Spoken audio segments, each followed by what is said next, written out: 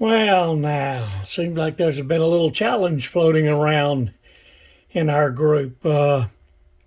First, Scoutcrafter did a wrench front and back, called it a half restoration, where one side was rough like this one, unfinished, and the other side was completely finished and looking sharp, where you could see the before and after. Really beautiful job. It was great. But Magdad couldn't let that one sit. He had to work on it himself. So Magdad came up with his version, and it was half of the wrench on this side finished, half unfinished.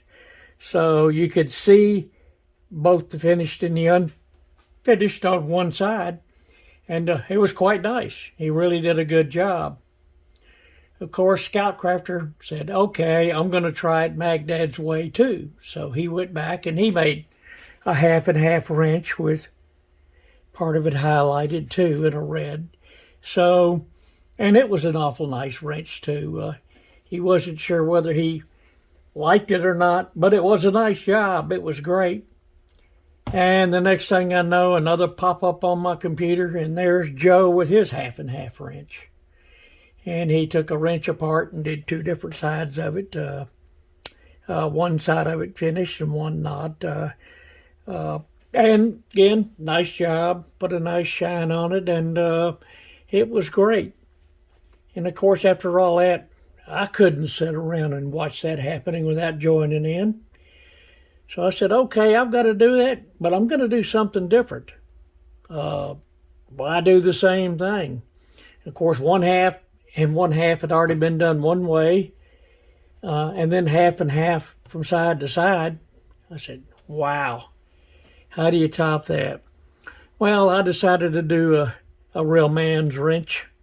All I had was this little wrench. I don't mean it was a real man's wrench. I meant a real half and half restoration. And all I had was this little wrench. And believe me, it's harder to do a small wrench than it is to do a larger wrench. But it's all I had to work with. So I got out the shop, started working on it, and probably spent more time on this than most of my restorations.